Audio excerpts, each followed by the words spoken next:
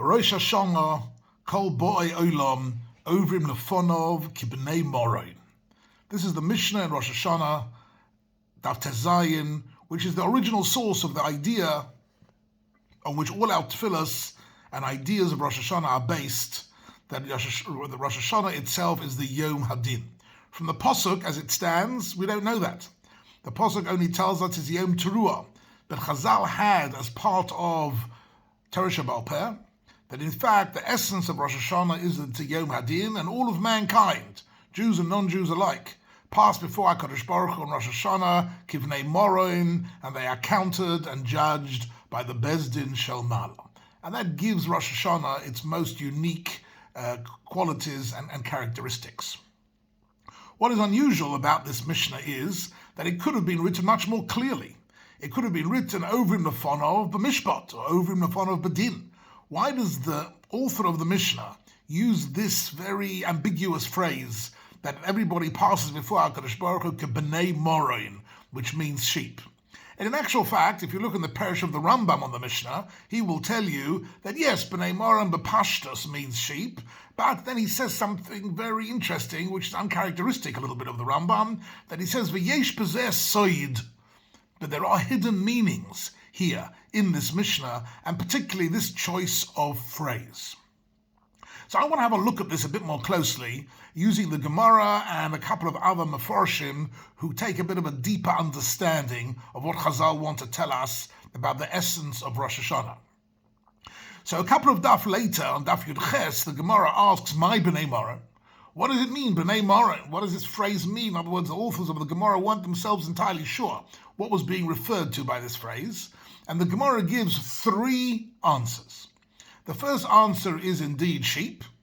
The second answer is that there was ma'alois b'nei moron, meaning there was some well-known mountain pass that was very steep and very narrow and allowed only one person at a time to walk along this mountain pass, and that's what it's referring to. And the third pshat is that it's referring to the chayolos to Beis David, that there is some word connected to moron, which refers to the royal guard of David HaMelech, the personal cavalry who protected David HaMelech. We've all seen this week the most remarkable funeral I've ever seen in my life. My guess is that most people on planet Earth have never seen a funeral like that of Queen Elizabeth II, and surrounding her cortege, because surrounding the coffin was the Queen's cavalry, the Queen's guard, her personal guard, which has a special yichus to perform that function. Akol Porim, these are the three interpretations of the Gemara. Let's have a look at this a bit more closely. So firstly, I want to look at this through the eyes of the Maharal of Prague. Maharal of Prague, writing about 450 years ago, so he said something very fascinating, that the author of the Mishnah, Chazal, specially chose this phrase, b'nei moron, to tell us that the din of HaKadosh Baruch Hu takes place on three different levels, that the three meanings that the Gemara ascribes to b'nei moron reflect three different types of mishpat that take place on Rosh Hashanah. What are they? So the first one is like sheep. In other words, what is the meaning of that? The first judgment is a universal judgment. In other words, everybody is judged by the same set of criteria. We've all got the same Shulchan Aruch. We've all got the same halachas of the Torah. Everybody's like sheep, like a flock of sheep, are all judged by their weight and by their wool. Then there's no uniqueness about them. They're all similar, and there is a standard judgment to see, are we or are we not measuring up to something which is required of everybody. Everybody is required to do certain activities of mitzvahs and morality, and the first mishpat is a standardized judgment of the sheep.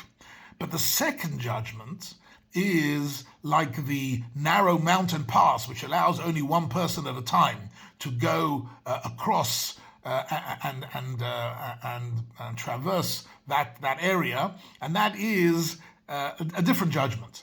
That is a judgment of each person according to his or her uniqueness. Every individual has unique talents, unique abilities, unique assets, unique wealth. And the question is, what are you doing with the uniqueness that was given specifically to you?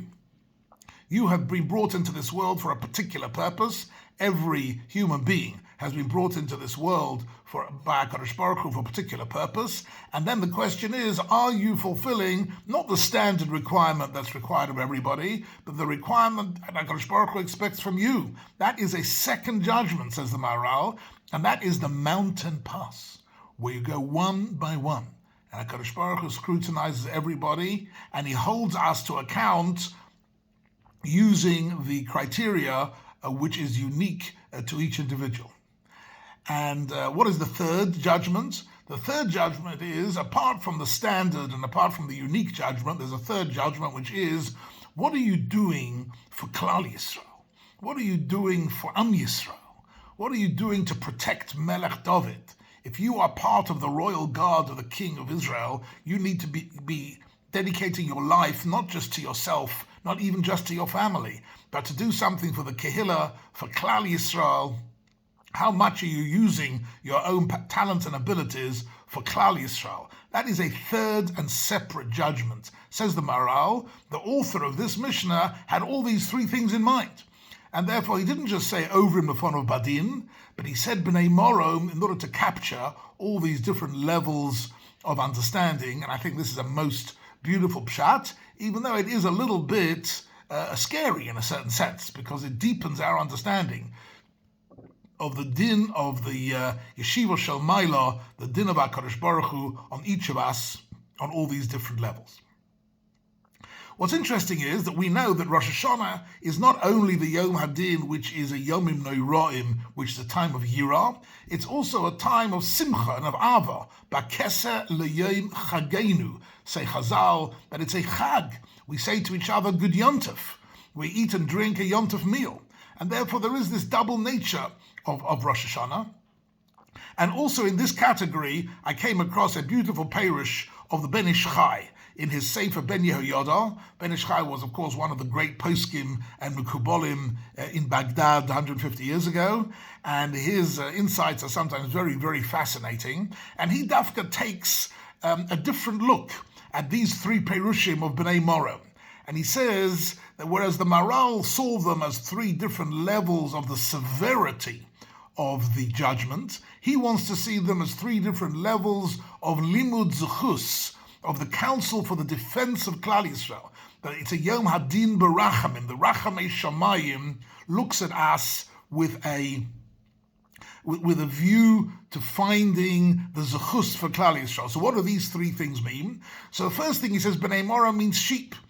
What is the reference to sheep here? So he says when sheep eat in a field they shouldn't be eating in, or they trample down flowers or plants they shouldn't be trampling down, the shepherd doesn't ascribe any malevolent intention to them. It's simply by habit, that they have habits and they go they follow the sheep and that they follow the crowd and they do things unthinkingly. So the first limud zechus of Klal Yisrael is, if indeed Klal Yisrael have done things wrong, their aveiros have been done not out of rebellion and not with a malevolent view, but because they're simply unthinking. It's hergel, right? They're following habits, living on autopilot, which they shouldn't be doing. But that is in some way a counsel for the defense of Klal Yisrael. That's the first defense. The second defense is going across the narrow mountain pass with deep cliffs on the side, says the Ben Ish Chai, actually is very frightening. And life can be frightening. And often we do things wrong because we have fear, we have anxieties, and we're afraid of what's going to happen to us. And in our anxiety, we make mistakes. And this is a reflection of Kol ha'olam kuloi geshet tsar ma'oid. The second perush is a geshet tsar ma'oid, that life is a very narrow bridge, and going across it can be scary, and that is also counsel for the defense number two.